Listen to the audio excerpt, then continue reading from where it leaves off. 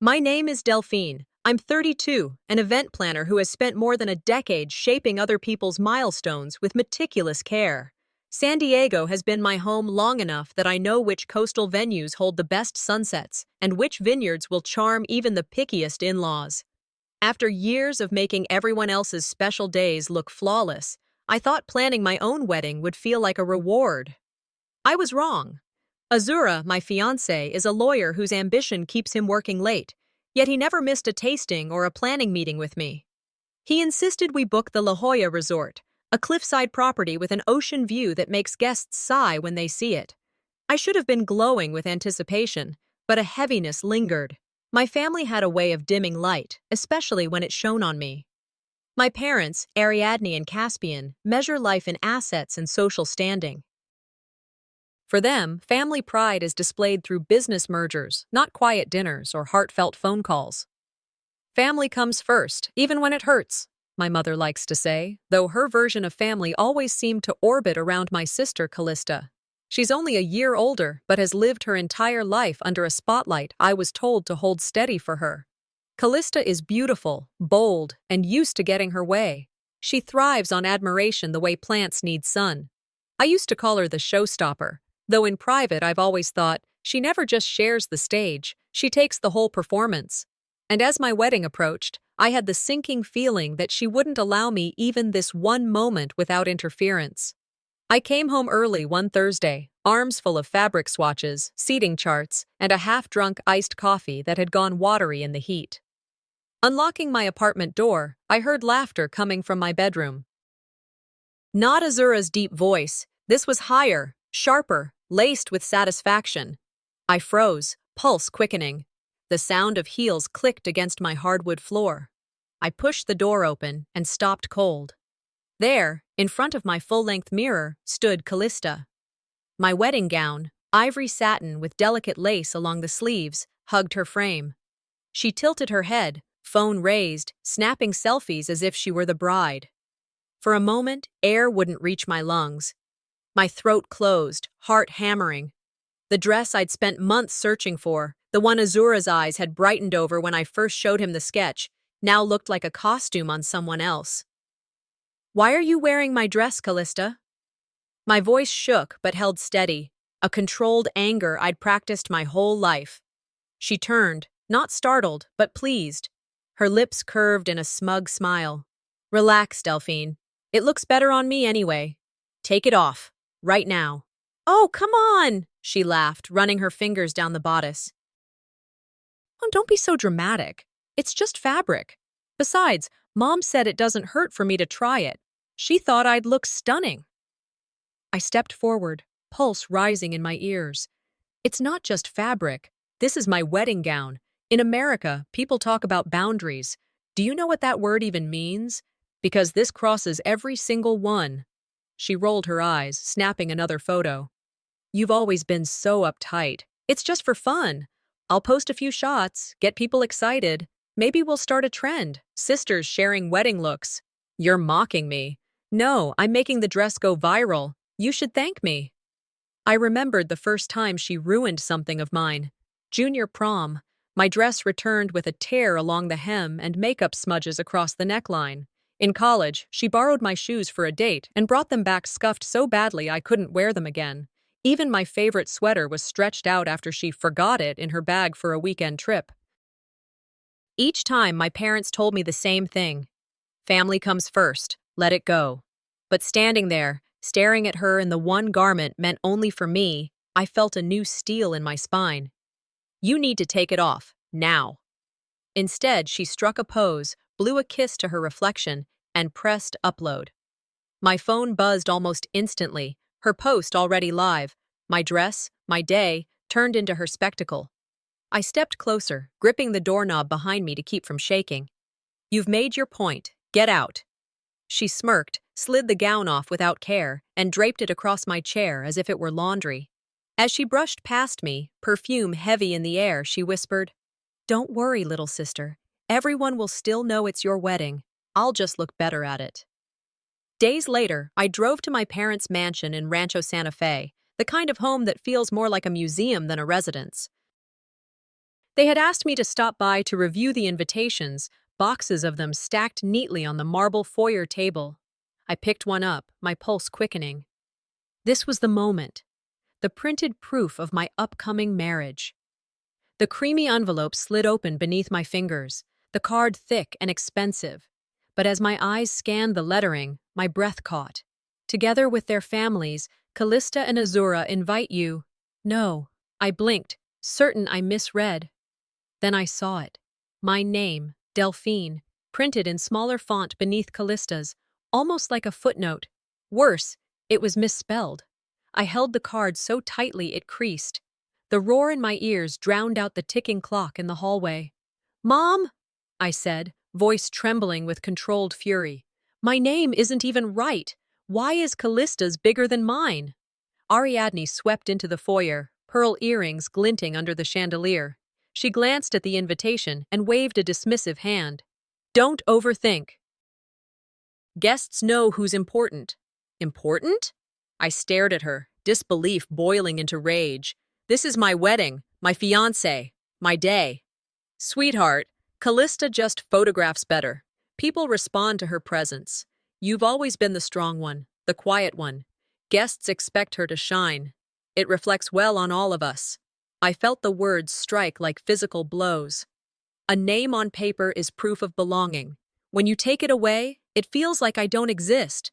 Do you understand that? Caspian entered then, adjusting his cufflinks, ever the businessman. "Delphine, don't be so sensitive. The invitation is still lovely. No one will notice a few letters out of place." I wanted to scream, to tear every last card to shreds. But instead, I stood taller, jaw tight. "You erased me from my own wedding, and you expect me to smile through it?" My mother sighed as though I were a child fussing over spilled milk. "You'll thank us later."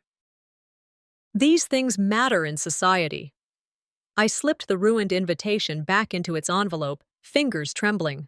My parents' mansion suddenly felt like enemy ground. Driving home that evening, the sunset bled red over the Pacific, but I barely noticed. The invitation sat on the passenger seat, bent where my grip had crushed it. I thought of the gown Callista wore, the smirk on her face, the casual cruelty of my parents' words. "The way they treat you at your wedding," I murmured, "is the way they've always treated you. It just shows clearer under the spotlight." I tightened my grip until the paper crumpled. If they wanted me invisible, they'd chosen the wrong woman. But the worst was still waiting for me.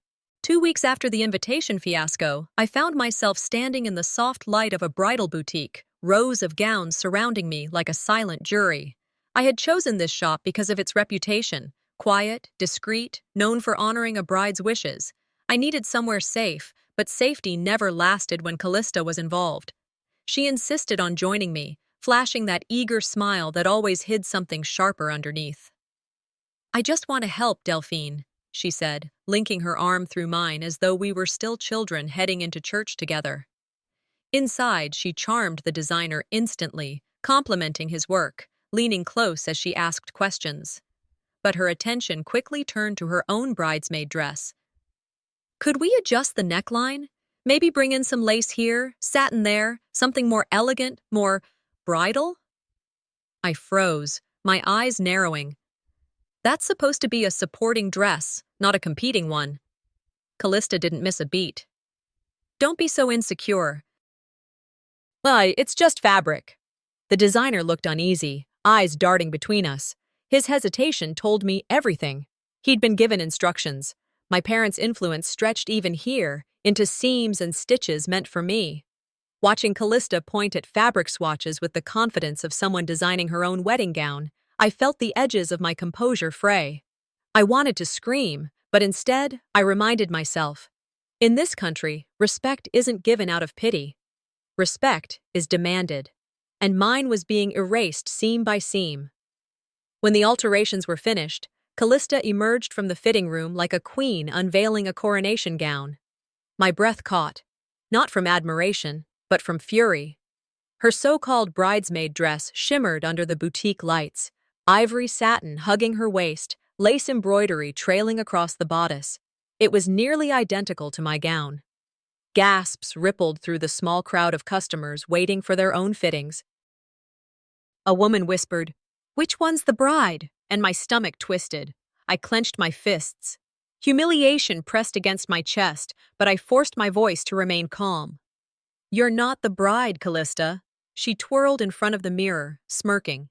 "Maybe not on paper." I stepped closer, lowering my voice so only she could hear. "This isn't an accident. You knew exactly what you were doing." "Don't flatter yourself," she replied smoothly. "I just want to look beautiful standing next to you. Is that so wrong?" I looked at her reflection, the confident tilt of her chin, and I thought of an old saying I'd heard often in this country. If someone shows you who they are, believe them the first time. Callista had been showing me her whole life. And my parents, well, they weren't just complicit, they were architects of this betrayal. I turned back to the designer, who avoided my gaze, clearly relieved when Callista swept past him with a satisfied grin. That evening, I drove to my parents' mansion in Rancho Santa Fe, the house glowing like a stage set against the twilight. Azura was already there, sitting in the living room with my father, discussing something in hushed tones. When I entered, he smiled, trying to lighten the air. "Delphine," Azura said, rising to greet me. "I was just showing your father the ring again." The ring, the one we had chosen together after weeks of visiting jewelers, weighing diamond cuts and settings. He opened the box, and the stone caught the chandelier light. Before I could respond, Callista appeared. Her eyes went straight to the velvet case. Without hesitation, she plucked the ring from Azura's hand and slid it onto her finger. "See?" she said, holding her hand up to the light. "It fits perfectly. Maybe it was meant for me." I stared, stunned. "Take it off, now!" Azura gave an awkward laugh, rubbing the back of his neck. "It does look good." My heart thudded. His laugh was nervous, but he hadn't stopped her. He hadn't defended me. Callista wiggled her fingers, admiring herself. Imagine the headlines. 2 sisters, 1 groom. People would eat it up. "Enough," I said sharply. "Give it back." She turned, eyes sparkling with mischief. "You're too serious, Delphine. Always have been. You should learn to share." Azura shifted, finally reaching out. "Callista, don't. Give it back." His voice was firmer now, but too late. The damage was done. She sighed dramatically, sliding the ring off and dropping it into his palm with deliberate slowness. "Fine. But admit it looked perfect." My chest tightened. Rings in our culture aren't just jewelry. They're promises, permanence, symbols of unity. Watching my sister wear mine, even for a moment, felt like watching her mock the foundation of my future. I turned away before the tears could come. Inside, a voice whispered, "When someone jokes about stealing your future, it's rarely a joke." I left the mansion as soon as I could, stepping into the night air that smelled faintly of jasmine and the ocean breeze drifting inland. Sliding behind the wheel of my car, I gripped the steering wheel so tightly my hands ached. The road back to San Diego blurred under my headlights. Images swirled.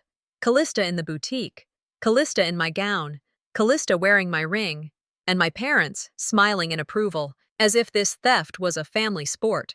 These weren't accidents. They were calculated erasures, each one designed to chip away at my role, my presence, my very existence.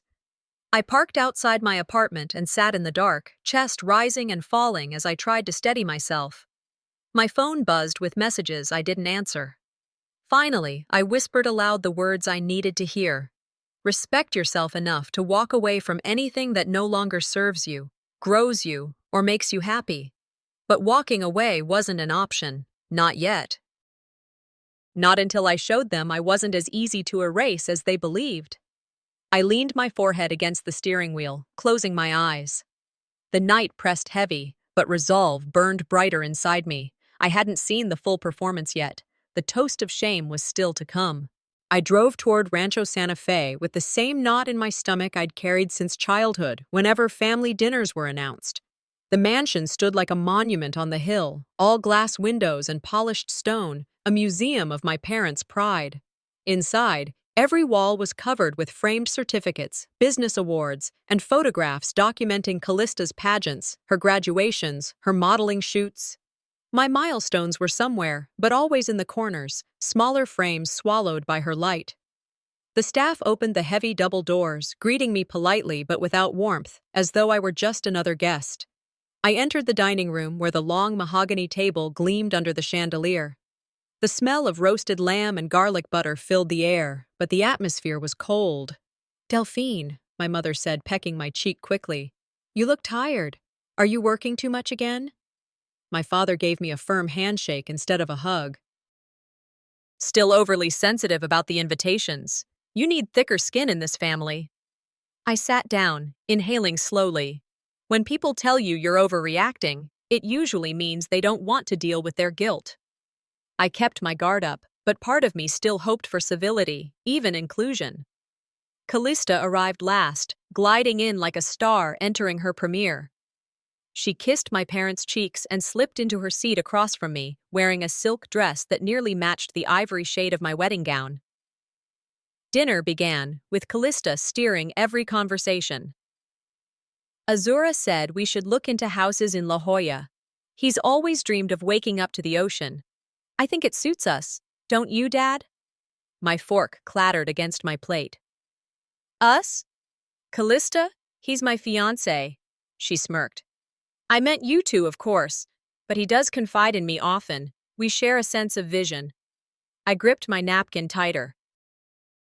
"This is my wedding, not yours." Before I could press further, my mother interjected smoothly. "Delphine, don't be dramatic. You've always been the strong one, remember? The youngest always has to give way." Her words rang in my ears, the same refrain I'd heard all my life.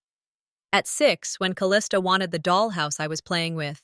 At 16, when she demanded to use my prom dress because hers didn't feel special enough. At 20, when she lobbied my parents to cancel my summer internship so she could take the family car for a modeling trip. Each time, they repeated the mantra, "The youngest always gives way." Hearing it again now, as a grown woman about to marry, felt like a curse being restated. I set down my fork and met my mother's eyes. Strong doesn't mean invisible, and it doesn't mean my life belongs to Callista. The table went quiet for a moment. My father cleared his throat. "Let's not spoil dinner. Your sister's excitement is harmless."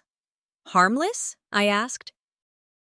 "So you call wearing my gown, rewriting my invitations, and speaking about my fiancé as if he's hers harmless?" Callista leaned back, sipping her wine. "You're overreacting, as usual. If you'd relax, you might enjoy yourself." Mark Twain's words drifted into my mind. History doesn't repeat itself, but it often rhymes. I realized with a bitter clarity they had never changed. They only polished their excuses. After dessert, I slipped away from the dining table, letting the chatter fade behind me. I wandered through the mansion's grand hallway, lined with decades of photographs. My eyes scanned the frames, searching for the engagement photo of Azura and me. We had posed under the arches of Balboa Park, sunlight catching in his hair, the diamond ring sparkling on my finger. That picture had been one of the few tokens I felt belonged to me. But as I walked farther, my stomach dropped. The photo was gone. In its place, a new portrait hung, Callista and Azura, smiling together. She leaned into him, her hand resting lightly on his arm. They looked every bit the engaged couple. My breath hitched. "Where's the photo of Azura and me?" My father's voice drifted from behind me. "This one looks more presentable." I turned, staring at him. "Presentable? You replaced my engagement photo with theirs?" He adjusted his cufflinks, unbothered. "Callista had better shots with him. Guests see this hallway. It should represent us well." I felt heat rise to my face, but my voice stayed steady. Photos are proof of memory. When you erase the picture, you erase the person. My mother stepped into the hall, arms crossed. "Delphine, stop exaggerating. It's just a photograph." "No," I said, shaking my head. "Family photos are a legacy. In America, when someone is cut from the frame, it means they were never meant to belong, and you've just told me exactly where I stand in this family."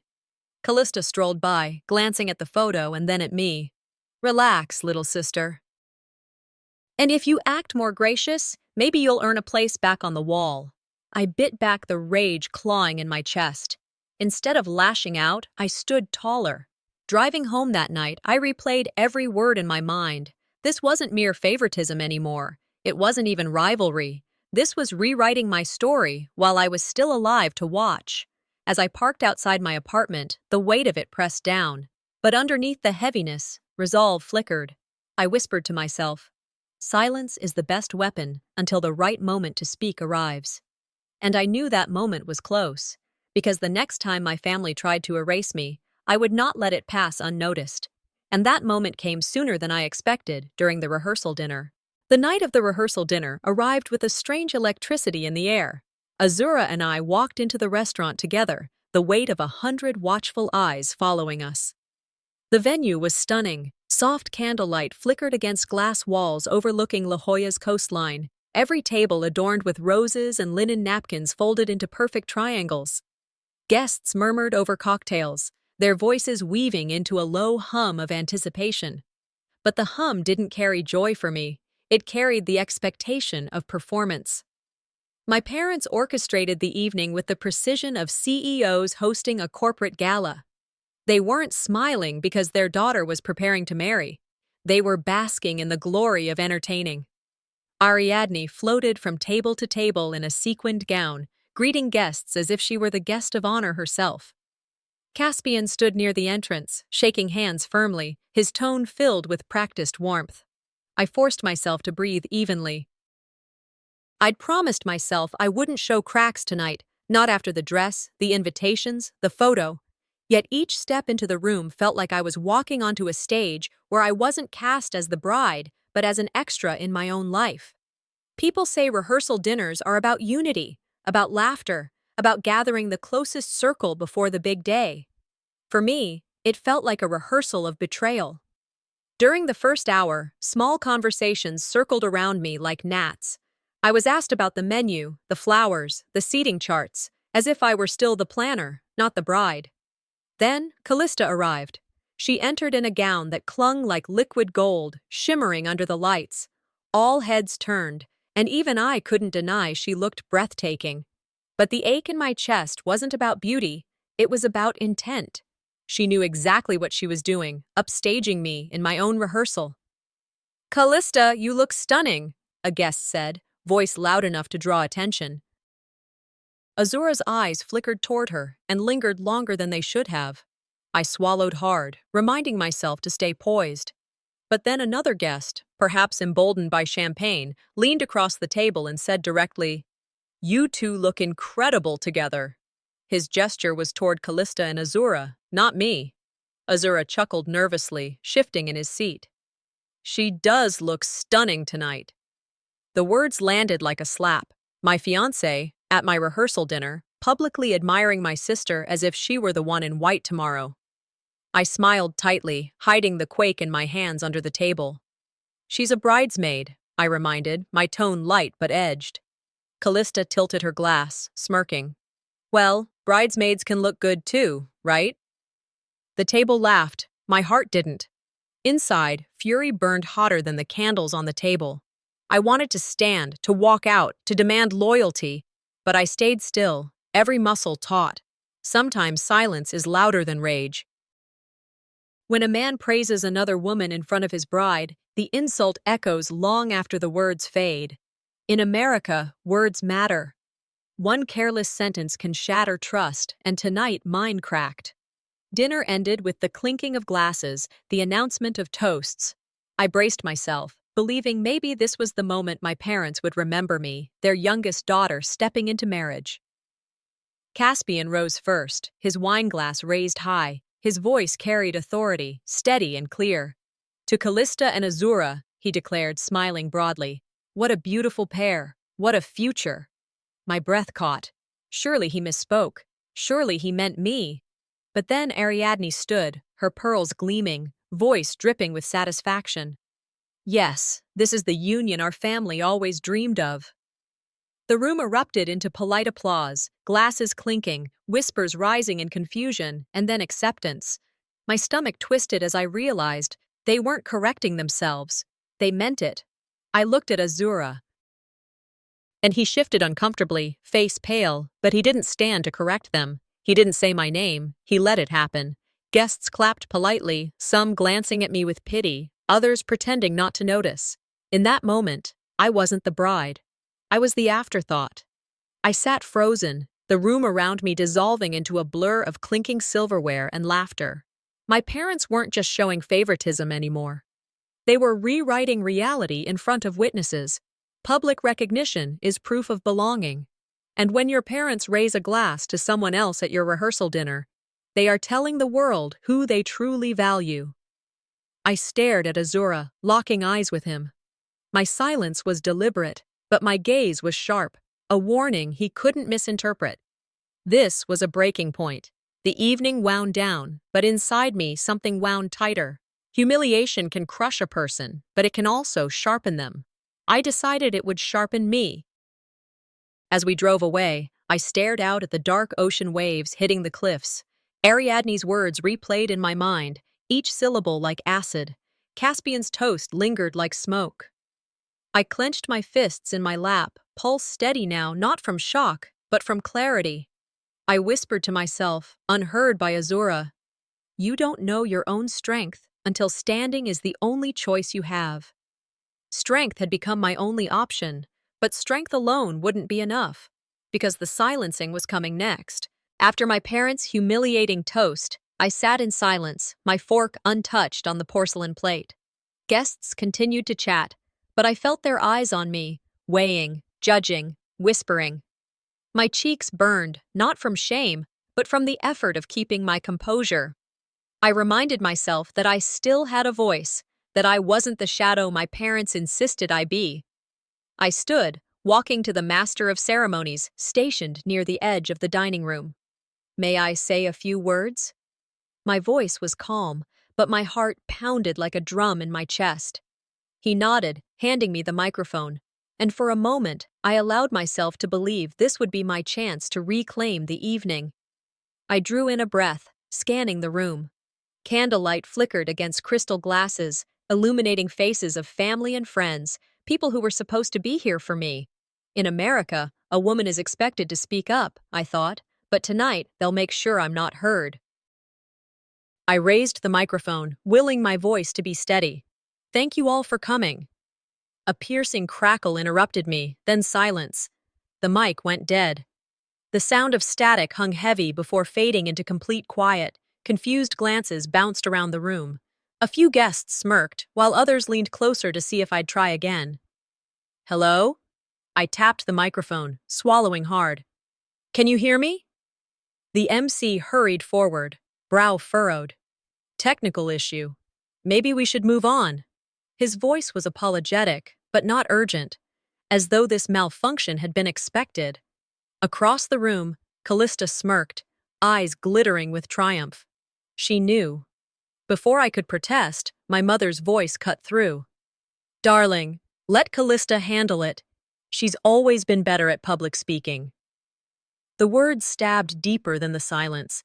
Ariadne didn't just dismiss me. She handed my role to my sister like passing a baton. And then, as if on cue, Callista rose gracefully, taking the microphone from the MC. Miraculously, the sound returned at her first word. "Good evening, everyone," she said warmly, her voice amplified perfectly. "I just want to say how honored I am to stand by my sister's side, to witness this union." Applause followed, though muted, confused. She continued, delivering a speech filled with charm and wit, her tone practiced, her posture radiant. She spoke as though she were the bride herself. I stood rooted, numb yet painfully aware. This wasn't an accident.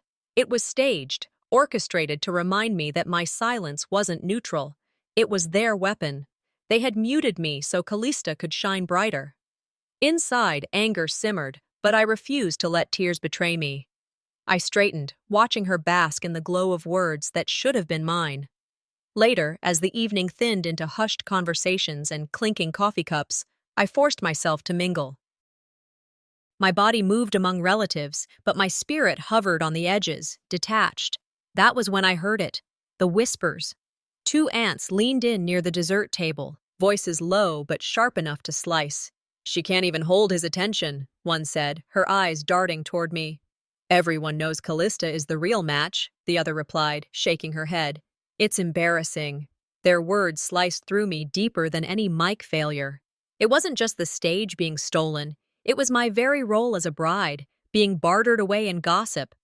I turned slowly, pretending to examine the floral centerpiece as I caught snippets from cousins across the room. She doesn't belong in this family. Azura deserves someone more visible. The sting pressed against my ribs, but I refused to flinch. I squared my shoulders, mask intact. In America, gossip is currency, and tonight my family was spending it freely at my expense. Reputation, I thought, takes years to build and seconds to ruin. I could feel mine unraveling under their words. I smiled politely when approached, my voice steady when I answered questions. But inside, I was cataloging every whispered slight, every smirk, every nod of agreement when Callista spoke. When the night finally ended, I walked out into the cool La Jolla air, the sea breeze carrying the faint scent of salt and jasmine. My hands clenched around the clutch purse I carried, knuckles white. Humiliation had been piled on me, layer upon layer. But instead of breaking me, it was tempering me into something sharper. I whispered to myself, the words of vow only I could hear. If they want me silent, I'll make sure the next words I speak will cut through every lie. I lifted my head, refusing to cry in the car, refusing to give them even that victory. Strength wasn't in shouting or collapsing. It was in restraint, in holding my fire until it mattered most. And I knew the cracks in their scheme had already begun to show. Because soon, I would discover that Azura's betrayal wasn't only emotional, it was financial. The week after the rehearsal dinner, I sat in my apartment surrounded by receipts, contracts, and spreadsheets. I had built my career on order and precision, so it was instinct to review every detail leading up to the wedding. But tonight wasn't about seating charts or menus. Something gnawed at me, pulling me deeper into the paperwork. Scrolling through Azura's financial records on our shared planning app, I noticed a deposit that didn't belong. A large transfer, neatly labeled, straight from my parents' account. My throat tightened. I called out as he stepped from the bathroom, tie loosened, phone still in hand. "Why is there money from my parents in your account?" Azura froze. His eyes darted, then he forced a smile that didn't reach his eyes. "They just wanted to help us. It's not a big deal." My heart dropped. Not a big deal? They've been undermining me at every turn, and now I find their money sitting in your account. "Do you realize what that looks like?" He rubbed his forehead, muttering, "Delphine, they're your parents. They only want the wedding to succeed. I didn't think it mattered." I stood, papers trembling in my hands. "It matters because you're supposed to stand with me, not be bought off like a vendor. You sold us out for their approval." His lips parted as though he'd protest, but nothing came. He only sat, silent, guilty. Trust isn't shattered all at once. It fractures quietly, like glass under pressure, and tonight I heard the first crack echo through my chest. The next morning, still restless, I lingered in the hallway outside my father's office. Caspian's voice carried clearly through the door. "Yes, we secured Azura," he said with satisfaction. "He understands where his future lies. Money smooths everything." My breath caught. It wasn't misunderstanding. It wasn't generosity. It was a transaction. I leaned against the wall, cold clarity overtaking hurt. They hadn't just stolen my dress, my invitations, my place on the wall. They had bought my fiancé. That evening, I confronted Azura again, standing by the window where the fading sun painted the horizon in red and gold. "You weren't welcomed into this family," I said evenly. "You were purchased." His jaw clenched. No denial, no words at all. Silence can protect the guilty. Tonight, his silence confirmed every fear. I turned away, my reflection in the glass looking stronger than I felt. "Follow the money, and you'll find the truth." My father's words had just proved it. And I knew then, I would not let silence shield them anymore. 2 nights later, my maid of honor, Evelyn, asked to meet me at a quiet cafe downtown. She sat at a corner table, her eyes scanning the room before she leaned in. "I need to show you something," she whispered, pulling out her phone. Her fingers trembled as she tapped play on a recording. Callista's voice spilled through the speaker, sharp and confident. "Delphine won't stand a chance. Mom and Dad are with me. Azura's practically mine already." My chest tightened. Evelyn looked at me carefully, but I motioned for her to continue. The voice of a friend in the background asked, "What if she fights back?" Callista's laugh filled the air, cruel and certain. "She never fights back. She stays quiet. That's why I'll win." The cafe around me blurred as the words sank in. My stomach churned, face pale, but inside a fire roared awake. Evelyn placed her phone flat on the table. "I hesitated to bring this to you, but you deserve to know. This isn't just sibling rivalry, it's a campaign." I clenched my jaw, replaying Callista's laughter in my mind. She thinks my silence is weakness, but silence can also be preparation. Evelyn reached across the table, her hand steady on mine. "This recording is proof. Gossip can be denied, but recordings speak louder. Use it when you're ready." I nodded, slipping the phone toward me. "This isn't gossip. This is my weapon." I stepped into the night with the recording secured, the cool breeze carrying the scent of coffee and asphalt. The city lights shimmered, each one reminding me that lies can only glitter for so long before they burn out. They had turned my wedding into a business deal, a stage play, but the script wasn't finished. I still held the pen. This would not be a quiet surrender. This would be a reckoning. And that reckoning began the moment Callista walked down the aisle as if it were hers. The morning of my wedding felt nothing like the day I had imagined. I woke early, the sky still a pale gray over the La Jolla cliffs, the ocean restless beneath the horizon. In the bridal suite, everything shimmered with perfection. The gown pressed and waiting, the bouquet wrapped in silk ribbon, the makeup artist's brushes lined neatly. Yet all of it felt foreign, like props in a play where I was cast in the wrong role. Soraya, my grandmother, sat quietly near the window, watching me with her steady eyes. Her presence was the only thing anchoring me. "You must remember," she said gently, adjusting the shawl draped over her shoulders. "Dignity is your armor today." I managed a small smile. "I just hope I can wear it long enough." She reached out, her frail hand covering mine. "They can strip everything else from you, Delphine. But dignity? That's the one thing they can't take, unless you give it away." Her words clung to me as the music began to swell below. Guests were being seated in rows of white chairs on the cliffside terrace, their voices blending with the sound of the waves. In America, the bride's entrance is supposed to be sacred, untouchable. I knew mine would be anything but. The ceremony began with the master of ceremonies clearing his throat, his voice amplified over the murmuring crowd. "Ladies and gentlemen, please rise as we welcome the radiant bridesmaid." A ripple of confusion stirred through the audience. My stomach dropped. Then Callista stepped forward. She emerged from the side aisle wearing her altered gown, ivory satin, lace glimmering in the sunlight, so close to my own dress it was nearly indistinguishable. She walked slowly, deliberately, every movement mimicking the poise of a bride. The audience gasped. "Wait," someone whispered. "Are there two brides?" I froze in the doorway of the bridal suite, every muscle tense. No, there was only one bride, and she was trying to erase me. The officiant looked uncertain, glancing from Callista to the crowd, but my parents nodded from the front row, signaling approval.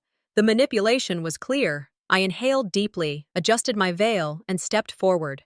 The guests turned, their eyes bouncing between us, confusion etched on their faces. Callista basked in their whispers, smiling as though she belonged to this day. But I walked anyway, head high, spine straight, every step reclaiming what was mine. The ocean wind tugged at my veil, but I refused to falter. Sometimes strength is nothing more than refusing to step aside. The officiant began the opening words, his voice trembling slightly. "Dearly beloved, we gather here to—" Before he could continue, the sound of clapping interrupted him. Loud, deliberate, jarring. I turned my head sharply. My parents stood. Ariadne's face glowed with triumph as she raised her hands. "This is the wedding we always dreamed of." Beside her, Caspian added with booming certainty, "To Callista and Azura. What a perfect match." Gasps swept across the crowd. A few guests, unsure of what to do, joined in weak applause. Others sat stiff, their expressions caught between shock and discomfort. My body stiffened, but I did not cry. My eyes locked on my parents, burning with an icy rage that held me upright.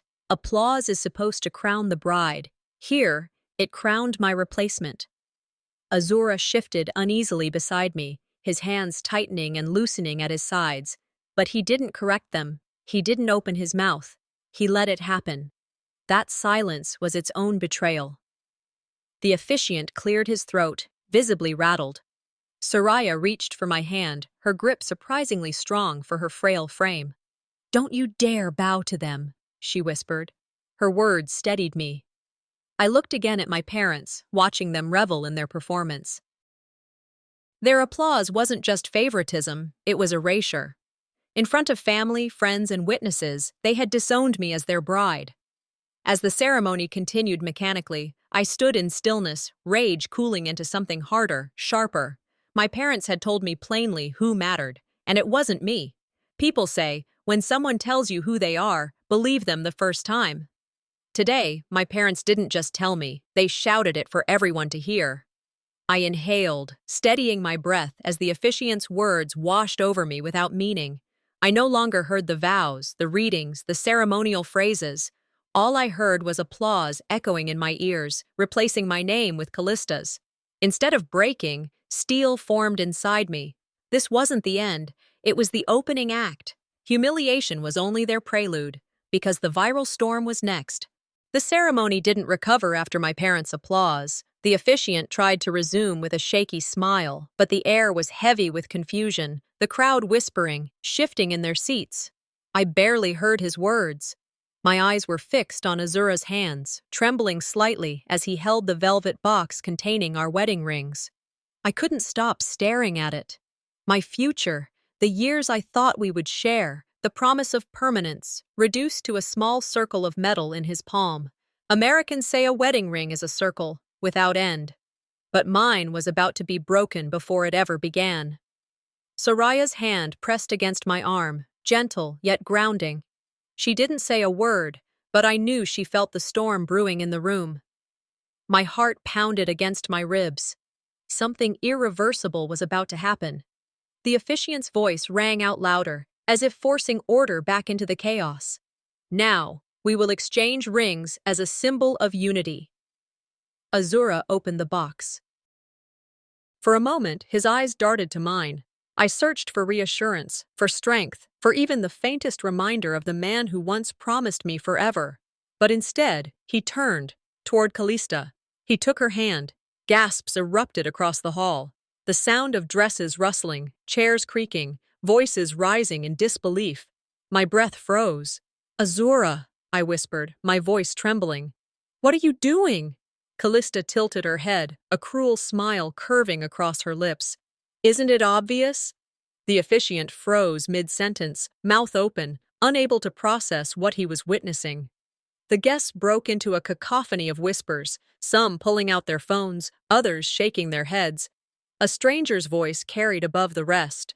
"Are there two brides?" My chest tightened, fury boiling under humiliation so sharp it stole my breath. He wasn't just breaking his vow. Together they were stealing my dignity, publicly, deliberately. In American weddings, the ring is sacred, the public seal of commitment. To place it on another's finger isn't just betrayal, it's cruelty twisted into spectacle. But I refused to give them the satisfaction of collapse. I stood still, back rigid, eyes locked on the two of them. My silence was no surrender. It was defiance. By the time the officiant tried to salvage the chaos, it was too late. Guests had their phones raised, recording the debacle. Within minutes, clips were uploaded. I could hear the faint buzz of notifications spreading like sparks through dry grass.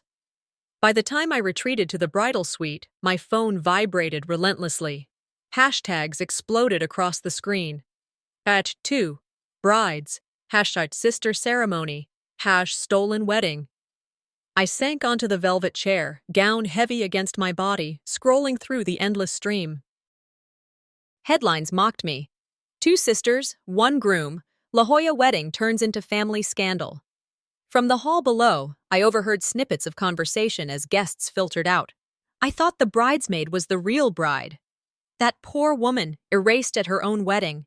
My humiliation was no longer private. It was trending. In America, once something hits the internet, it doesn't fade. It spreads like wildfire, permanent, relentless. I imagined my colleagues, my clients, even strangers staring at their phones, seeing me not as a bride, but as the forgotten woman in white. Soraya entered quietly, her cane tapping against the floor. She came to my side, resting her hand on mine.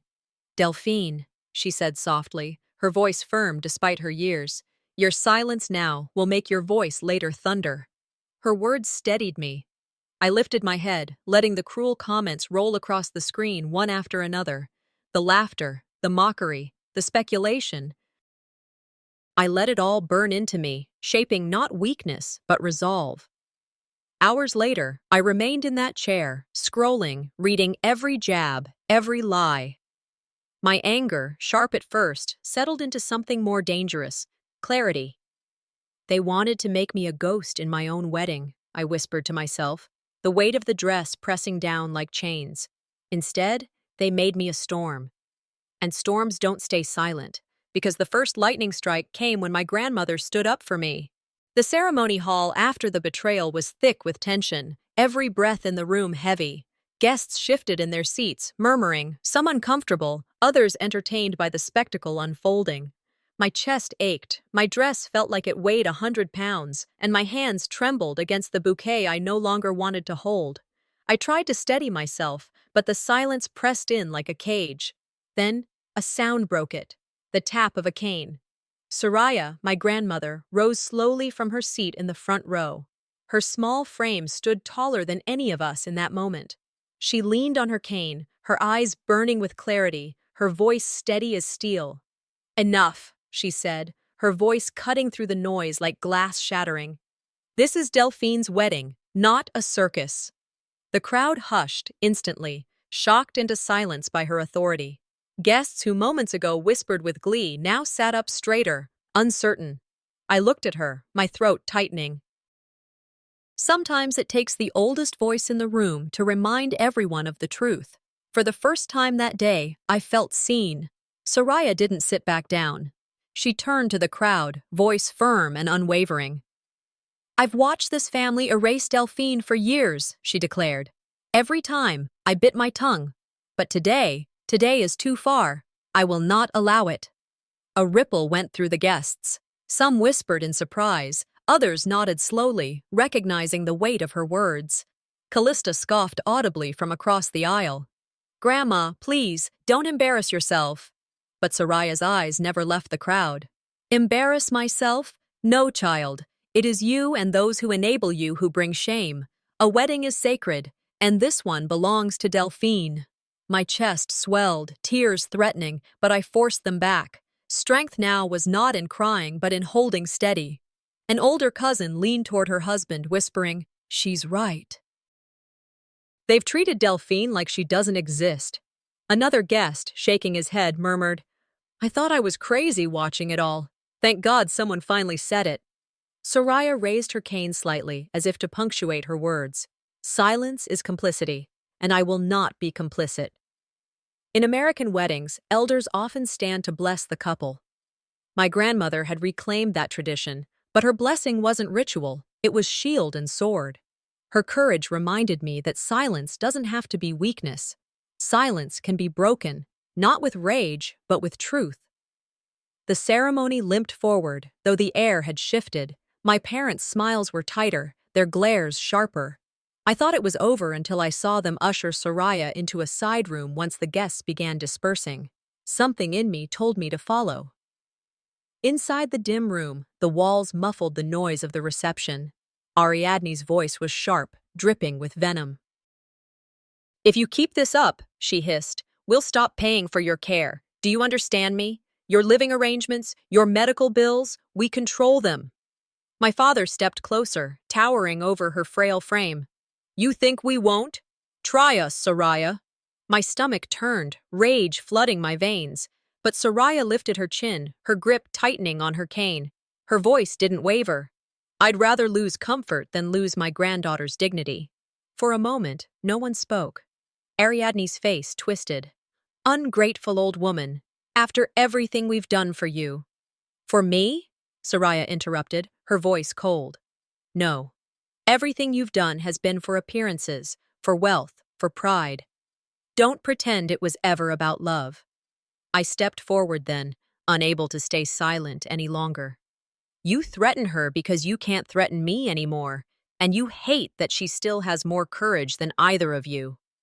Caspian's eyes narrowed. Careful, Delphine. Don't push us further. I met his stare without flinching. You've already pushed me past the edge. The cultural truth echoed in my mind. You don't measure a family by wealth. You measure it by who stands with you when it costs them something. Soraya had just proved where real family lived. My fury simmered into admiration. They couldn't control us both. She had given me protection and proof of their cruelty, all in one breath. As I led her out of that room, her arm tucked into mine, I knew something with finality. My parents would stop at nothing to preserve their illusion. Even threatening the vulnerable wasn't beneath them. But Soraya's defiance had lit a fire in me. For the first time since this ordeal began, I felt less like a victim and more like a fighter. They wanted a quiet bride. They chose the wrong woman. And the next move didn't come from me, but from my father's past words, echoing in my memory like a warning. Words that would become the key to unlocking the evidence I needed. The bridal suite was silent except for the faint hum of the ocean wind rattling the glass. I sat alone, dress pooling around me like an anchor, the weight of humiliation pressing me deeper into the chair. The echoes of applause for Callista and Azura still rang in my ears, each clap a reminder of how willingly my parents had erased me. I closed my eyes, and another sound returned, my late father's voice. A memory, soft but steady, playing like an old record. Don't ever let money define your worth, Delphine. Promise me that. He had said one evening when I was in college, the two of us sitting on the porch after dinner. His hands were rough from years of work, but his tone was gentler than I'd ever heard. Back then, I'd thought it a simple fatherly reminder, but now it became something else. An anchor. He hadn't left me much, but he'd left me words, and they mattered more than wealth. In America, we inherit not just houses or bank accounts, but lessons. His legacy wasn't money, it was dignity. I whispered aloud, as though speaking back to him. I promise. Resolve surged through me. They had tried to strip me of everything, but I would honor his memory by refusing to vanish. I opened my laptop, hands moving fast now, driven by purpose. For months, I'd kept backup copies of every contract, every invoice, every receipt connected to this wedding. I had insisted on handling the logistics, and now that stubbornness was my shield. Each file bore my signature, my email address, my payment records. This wedding had been built on my name, not theirs. A knock at the door startled me. Evelyn, my maid of honor, slipped inside, her face pale but determined. Delphine, I have something you need to see. She handed me a small USB drive. One of the staff gave this to me. They said it would matter. I plugged it into the laptop, my breath catching as the video played. Grainy footage from a security camera showed Callista slipping into my suite days earlier, Azura following, and then, her twirling in my reception dress, Azura laughing, his hands brushing her arm. Evelyn's jaw clenched. This isn't gossip anymore. This is proof. I stared at the screen, fury cooling into clarity. Evidence doesn't shout, I said softly. It speaks with devastating clarity. Evelyn leaned closer. Then it's time you make them listen. I closed the laptop, heart steady now. The humiliation that had weighed me down moments ago transformed into cold determination. They thought I would stay silent. They thought wrong. When I stepped back into the ceremony hall, conversations faltered and silence swept over the room. Guests turned, whispers fading as I crossed the aisle not as a bride, but as someone who had chosen battle over surrender. I took the microphone from the officiant, my voice calm but carrying. This is my wedding.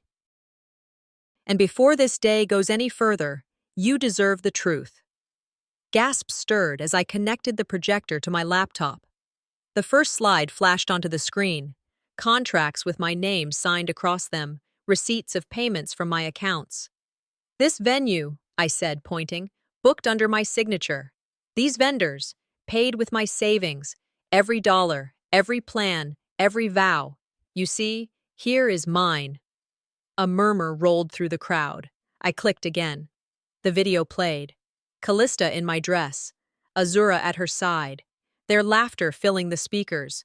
The room erupted. Guests shifted, gasping, some covering their mouths in shock, others muttering in disbelief. The betrayal they had only suspected was now undeniable. My mother half rose from her seat. "Turn that off. You're humiliating the family." "No, Mother," I said firmly, my voice slicing through hers. "You humiliated me, and now the truth humiliates you." Caspian stormed forward, his face red. "Enough! We built this day. We paid for half of this wedding, and we'll decide how it unfolds." I raised a hand, steady as steel. "Your money no longer controls this day. I've already canceled every payment you claimed as yours. Every cent you used to hold over me, I've stripped it away. This wedding will go on, but without your chains." Gasps turned into applause from scattered corners of the room. Soraya, still seated, nodded slowly, pride shining in her eyes. My father's face froze. For the first time, his authority crumbled in public. "Power," I said, locking eyes with him, "is not given. It's reclaimed." Relief coursed through me, but grief clung close. My family had been exposed, their cruelty laid bare, yet the scars they left wouldn't vanish with a few words or claps of support. Still, I stood taller than I had all day, my father's voice echoing in my chest. They tried to make me invisible. Instead, I became undeniable, and I wasn't finished. The final word was still mine to deliver. The reception hall buzzed like a hive after I revealed the evidence. People clustered in tight circles, whispering in low, urgent tones. Some offered me sympathetic looks. A few leaned in to whisper apologies as I walked past, while others cast sharp glares at my parents. Callista sat frozen, lips pressed together, her hands gripping the armrest of her chair. Azura's face was pale, his jaw tight, but he didn't dare speak. My parents sat rigid, anger rolling off them in waves. For the first time all day, I wasn't the one chained by silence. It was them. Their empire of appearances had cracked, and now they scrambled behind forced smiles, unable to stop the truth bleeding into every corner of the room. I stood, my dress brushing against the polished floor, steady in my resolve. This wasn't about continuing the argument, nor was it about revenge. It was about declaring, finally, that I belonged to myself. In America, brides are expected to thank their guests for sharing the occasion. I would, but not in the way anyone expected. I stepped up to the microphone once again. This time, the hall fell into absolute silence. I could feel every gaze on me, curious, uneasy, waiting. "My whole life," I began, voice calm but carrying, "I've been erased, mocked, and betrayed. But dignity isn't something you can steal." A murmur rippled across the crowd, then faded into quiet again. Callista's eyes narrowed, but she said nothing. I continued. "I stand before you not just as a bride, but as a woman who has been told over and over that her place is secondary, her worth negotiable. Tonight has made something very clear. I cannot, and I will not, continue this ceremony under these circumstances." Gasps echoed through the hall. A few people applauded softly, almost instinctively, while others exchanged shocked glances. My mother stood abruptly. "Delphine, don't be foolish." "Do you know what you're doing?" "Yes," I said evenly. "For once, I know exactly what I'm doing." I reached up and lifted the bridal veil from my head, holding it for a moment before setting it on the table beside me. The act felt like a release, a symbolic shedding of the chains they had wrapped around me. "Some things can be stolen," I said, my voice resonating through the hall. "But not my dignity." The room was so silent I could hear the faint hum of the air conditioning. Then, slowly, I turned away from the microphone and began to walk. Guests parted, as though the sea itself was making room. Some reached out, touching my arm in quiet support. Others bowed their heads, unable to meet my eyes. Delphine, wait! Callista's voice rang out behind me, sharp, desperate. You can't just walk out like this. You'll regret it. I didn't turn. My steps were measured, each one deliberate. Delphine. Azura's voice followed, hollow, trembling. Please. Just listen. I stopped briefly, my back still to him. I listened for years. I'm done listening to lies. The hall fell quiet again as I continued my walk. Soraya rose from her seat and joined me, her cane clicking softly against the floor, her presence as solid as stone. Outside, the California night air wrapped around me, cool and freeing. The muffled sounds of shocked guests lingered behind me, but I no longer carried their weight. Soraya squeezed my hand. Your father would be proud, she whispered. My vision blurred as tears finally fell, but they weren't tears of defeat. They were tears of release, of a woman finally unshackled. They wanted me to collapse, I said softly. Instead, I walked out whole. Soraya nodded. And whole is more than they ever allowed you to be. Standing in the cool night, I realized what I had done. I had broken the cycle. For the first time in my life, my parents' control meant nothing. They couldn't shame me back into silence, couldn't buy me back into obedience. It was bittersweet. I had lost the wedding I once dreamed of, but I had regained something far greater, myself. They may have taken my family name, I whispered into the night, but I've taken back my life. Behind me, I could almost hear the walls of their empire cracking further, and I knew the world would soon see them fall, not by my hand, but by their own pride. The days after the canceled wedding unfolded in a blur, though not the kind one forgets. Every news outlet seemed to be carrying my story, sometimes with sympathy, sometimes with mockery, but always with my name. Bride walks out. Sister steals fiancé. The headlines repeated, each one a reminder that what had been my private agony was now public property. Clips from the ceremony looped endlessly on morning shows, with anchors shaking their heads, some frowning, others smirking. I sat in my living room, tea cooling on the table beside me, watching the coverage. Strangers debated my dignity as if it were a political issue. Yet, in the noise, something had shifted. What had once been humiliation was now exposure. The lies ripped open, the betrayal undeniable. Then I saw him. Azura, seated in a studio across from a reporter. His tie perfectly knotted, his expression calm as though he weren't the man who had unraveled my life. The reporter leaned in. Do you regret what happened? Azura smiled, arrogance seeping through every word. No, I chose the better sister. Delphine was never enough. The words cut, but instead of wounding me, they clarified everything. He had destroyed himself. In America, public image can be more powerful than truth behind closed doors. Azura had just set fire to his own. I replayed the clip until my phone buzzed with messages. Colleagues, old clients, even distant friends sent me texts. I saw what he said. Outrageous. We stand with you. You deserve so much better. What a fool. He just buried himself on live TV. Anger flared at first, but it quickly shifted to vindication. He thought cruelty would make him strong, but it only made him unforgettable in disgrace. Soraya sat across from me, knitting needles moving slowly. She looked up, eyes filled with a wisdom I'd come to rely on. He buried himself with his own words, she said softly. I nodded, exhaling a long breath.